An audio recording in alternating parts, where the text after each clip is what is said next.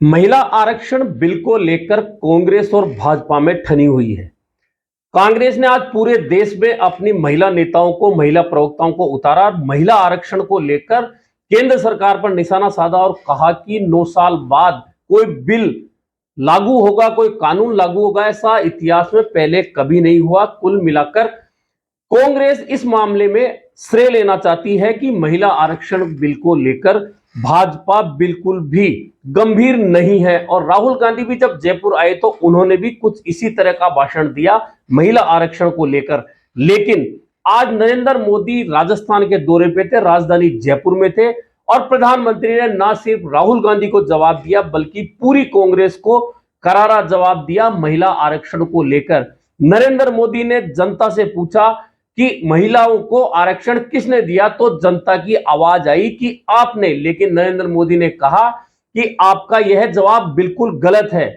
यह आरक्षण मैंने नहीं दिया, यह महिलाओं की, माताओं बहन की एक एक वोट की कीमत है, इसलिए यह महिला आरक्षण हुआ है। साथ ही उन्होंने कांग्रेस पर निशाना साधा कि कांग्रेस कभी भी ईमानदार नहीं थी। महिलाओं को अधिकार देने के लिए, माता बहनों को अधिकार देने के लिए कांग्रेस चाहती, जब जब उनको मौके मिले उन्होंने कभी भी इस पर कोई गंभीर प्रयास नहीं किया। कांग्रेस चाहती तो 30 साल पहले यह काम कर सकती थी। यह कहकर प्रधानमंत्री नरेंद्र मोदी ने महिला आरक्षण को लेकर कांग्रेस की ओर से लगाए जाए सारे आरोपों का जवाब भी दिया और उसका श्रेय भी ले लिया। इसके अलावा प्रधानमंत्री नरेंद्र मोदी का पूरा भाषण राजस्थान की सरकार को टारगेट करके ही रहा। उन्होंने राजस्थान में भ्रष्टाचार, कमीशन खोरी, पेपर लीक, कानून व्यवस्था की स्थिति और निवेश नहीं आने की बातों को लेकर राजस्थान की सरकार को टारगेट किया। नरेंद्र मोदी का बहुत स्पष्ट कहना था कि राजस्थान में भ्रष्टाचार, कमीशन और कट, इसका इतना ज्यादा प्रचलन है कि आज पूरे देश में निवेश आ रहा है। निवेशक चाहते हैं कि हिंदुस्तान में आए, अलग अलग राज्यों में जाए, लेकिन राजस्थान में कोई निवेश नहीं करना चाहता, क्योंकि जहां भ्रष्टाचार होगा, जहां कमीशन होगा, जहां कट लेने की व्यवस्था होगी, वहां कौन निवेश करना चाहेगा। यह कहकर एक तरह से नरेंद्र मोदी ने राजस्थान सरकार पर भ्रष्टाचार को लेकर आरोप लगाए।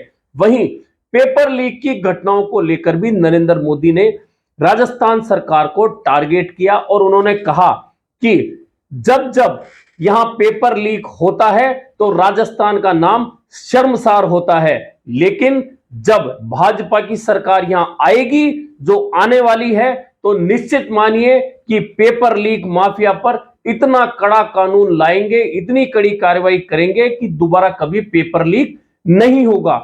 इस तरह से कुल मिलाकर पूरी तरह से नरेंद्र मोदी का भाषण राजस्थान की सरकार को लेकर था, टारगेट करने को लेकर था। उन्होंने कई मामलों में यह कहा कि कांग्रेस चाहती तो बहुत कुछ कर सकती थी, लेकिन यहां की सरकार ने जिस तरह का काम किया है, जो काम होना चाहिए था, वह बिल्कुल नहीं किया है। और अगर नंबर देने का कोई बात आए तो निश्चित मानिए कि राजस्थान की सरकार को 0 नंबर मिलेगा। नरेंद्र मोदी की इस सभा, भाजपा की इस सभा की खास बात यह रही कि इस सभा में महिलाओं की संख्या बहुत ज्यादा तादाद में रही। लगभग बीच का पूरा पंडाल महिलाओं से भरा हुआ था। खुद प्रधानमंत्री नरेंद्र मोदी ने कहा कि मैं राजस्थान में कई बार आया हूं, अनेक बार आया हूं, लगातार आ रहा हूं, लेकिन जिस तरह से माताएं बहनें यहां बैठी हैं, इतनी बड़ी संख्या मैंने इससे पहले कभी नहीं देखी। यानी कि राजस्थान भाजपा ने जिस तरह महिला शक्ति को कमान सौंपी थी आज की सभा की, वह पूरी तरह से सफल रही। और मंच की कमान ही नहीं, पूरी व्यवस्था महिलाओं के हाथ में थी। मंच पर अलका गुजर और सांसद दिया कुमारी मंच का संचालन कर रही थी। कुल मिलाकर महिला आरक्षण को लेकर भले ही कांग्रेस कुछ भी कहे, महिला नेताओं को उतारे केंद्र सरकार के खिलाफ, लेकिन आज जिस तरह की महिलाओं की भीड़ भाजपा ने अपनी सभा में जुटाई, मंच का संचालन महिलाओं ने किया, उसके बाद में श्रेय लेने में भाजपा काफी हद तक सफल रही कि महिलाएं आज भी भाजपा के साथ हैं। वहीं एक खास बात यह रही कि प्रधानमंत्री नरेंद्र मोदी ने कहा कि जिस तरह से कांग्रेस की नीयत पहले भी माता बहनों को हक देने की नहीं थी, गंभीर नहीं थी, वहीं अब भी कांग्रेस ध्यान भटकाना चाहती है, विरोध कराना चाहती है। इसलिए राजस्थान की महिलाओं माताओं बहनों को सतर्क रहना होगा। यह कहकर एक तरह से उन्होंने महिलाओं से कहा है कि यदि वे भाजपा के साथ रहेंगी तो महिला आरक्षण तुरंत और जल्दी मिलेगा। इस तरह से उन्होंने महिला आरक्षण को लेकर कांग्रेस की ओर से जितने भी हमले बोले गए उन सब हमलों को उन्होंने निराधार कर दिया है।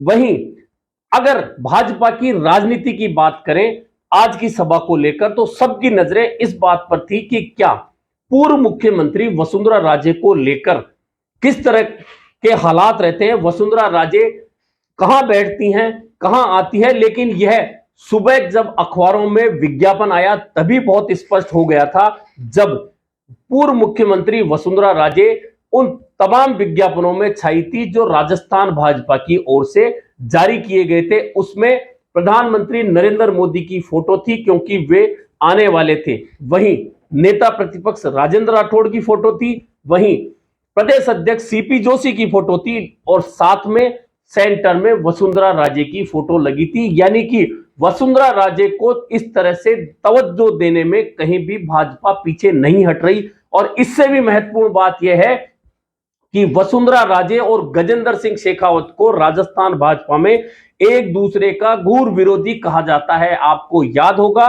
कि जब गजेंद्र सिंह शेखावत को राजस्थान भाजपा का अध्यक्ष बनाने की कवायद चली थी तो वसुंधरा राजे के विरोध के चलते गजेंद्र सिंह शेखावत राजस्थान भाजपा के अध्यक्ष नहीं बन पाए थे। इसके बाद सतीश पूनिया को अध्यक्ष बनाया गया था। लेकिन एक महत्वपूर्ण बात यह रही कि प्रधानमंत्री नरेंद्र मोदी के दौरे से ठीक एक दिन पहले शाम को वही गजेंद्र सिंह शेखावत 13 नंबर बंगले में जाते हैं जो कि वसुंधरा राजे का आवास है। वहां दोनों नेता मिलते हैं। उनमें क्या बात होती है यह तो नहीं पता चला, लेकिन कहीं ना कहीं यह संकेत जरूर मिला है और दिल्ली आलाकमान का इशारा भी हो सकता है कि गजेंद्र सिंह शेखावत, जिन्हें वसुंधरा राजे का विरोधी माना जाता है, वसुंधरा राजे गजेंद्र सिंह शेखावत को अध्यक्ष नहीं बनाने को लेकर अड़ी रही थी, उन वसुंधरा राजे के घर गजेंद्र सिंह शेखावत को भेजकर एक तरह से भाजपा ने संदेश दिया है कि पार्टी सभी को साथ लेकर चलना चाहती है। और वैसे भी राजस्थान भाजपा एक बात बहुत स्पष्ट रूप से जानती है कि वसुंधरा राजे सिंधिया के अलावा राजस्थान में भाजपा के पास में ऐसा कोई चेहरा नहीं है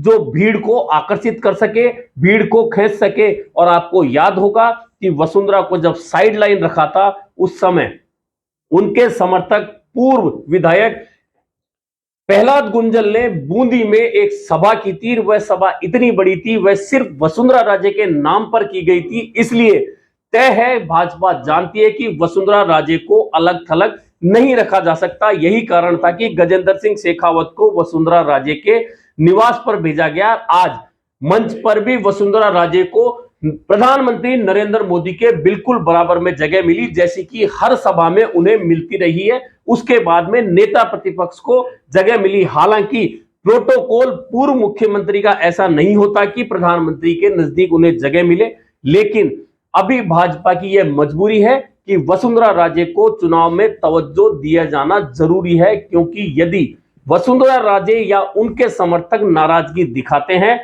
तो भाजपा की जो आज संभावनाएं बनी हुई है उनमें काफी विपरीत असर पड़ सकता है। यही कारण रहा कि वसुंधरा राजे को प्रधानमंत्री के नजदीक जगह मिली, पोस्टरों में जगह मिली, विज्ञापन में जगह मिली। और जब महिला शक्ति का मामला था तो निश्चित था कि वसुंधरा राजे को तवज्जो दी ही जानी थी।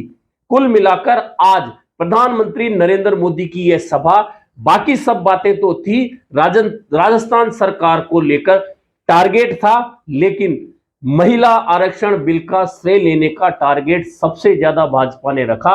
यही कारण रहा कि महिलाओं को ज्यादा संख्या में लाने में भाजपा सभा में सफल रही। संचालन महिला नेताओं से कराया गया। प्रधानमंत्री का भाषण महिला आरक्षण पे रहा।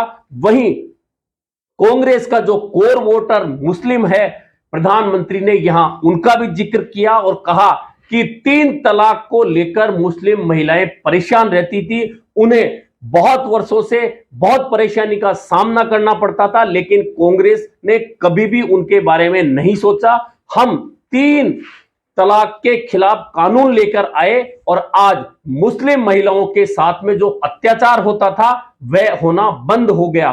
कुल मिलाकर प्रधानमंत्री नरेंद्र मोदी ने न सिर्फ राजस्थान की सरकार लाल डायरी में के काले कारनामे की बात की, भ्रष्टाचार, कमीशन और कट की बात की, महिला आरक्षण की बात की, राजस्थान में निवेश नहीं होने की बात की और स्पष्ट रूप से कह दिया कि राजस्थान में आप सब लोग मिलकर सरकार लाइए भाजपा की, उसके बाद हम पेपर लीक के खिलाफ कड़ी कार्रवाई करेंगे, युवाओं के सपने नहीं टूटने देंगे। किसानों को लेकर उन्होंने कहा कि वादा नहीं निभाया। कांग्रेस ने 5 साल पहले कहा था कि किसानों का कर्ज माफ करेंगे, उन्होंने वादा नहीं निभाया, लेकिन हम इस वादे को निभाएंगे। वैसे भी मोदी मतलब गारंटी, यानी कि मोदी है तो हर काम की पूरा होने की गारंटी है। कुल मिलाकर नरेंद्र मोदी ने पूरे पांडाल को अपना परिवारजन बार बार में कहा कि मेरे परिवारजनों, यानी कि हर कार्यकर्ता से टच होने की कोशिश नरेंद्र मोदी ने की। अब भाजपा नरेंद्र मोदी का यह संदेश लेकर राजस्थान में परिवर्तन यात्रा की समाप्ति के बाद अब किस तरह से प्रधानमंत्री नरेंद्र मोदी का यह संदेश आम लोगों तक, घर घर तक पहुंचाने में सफल होती है, उसके बाद वसुंधरा राजे और राजस्थान भाजपा के बीच में अंदर खाने जो चल रहा है वह सिर्फ अंदर खाने रहे और चुनाव तक वसुंधरा को इसी तरह तवज्जो देते हुए भाजपा आगे बढ़ती रहे तो भाजपा की संभावनाएं काफी अच्छी नजर आती हैं। लेकिन सब कुछ टिका इस बात पर है कि वसुंधरा राजे और उनके समर्थक राजस्थान भाजपा टिकट वितरण या अन्य व्यवस्थाओं के खिलाफ नहीं जाएं, अन्यथा राजस्थान में कुछ भी उलटफेर हो सकता है। फिलहाल आज की सभा सफल देखकर प्रधानमंत्री गदगद नजर आए, लेकिन अब जो जो चुनाव नजदीक आएंगे उसके बाद स्पष्ट होगा कि स्थितियां किस तरह की बन रही हैं। वैसे भी पिछले 11 महीने के दौरान प्रधानमंत्री नरेंद्र मोदी के राजस्थान में 9 दौरे होना बताता है कि राजस्थान को लेकर भाजपा कितनी गंभीर है।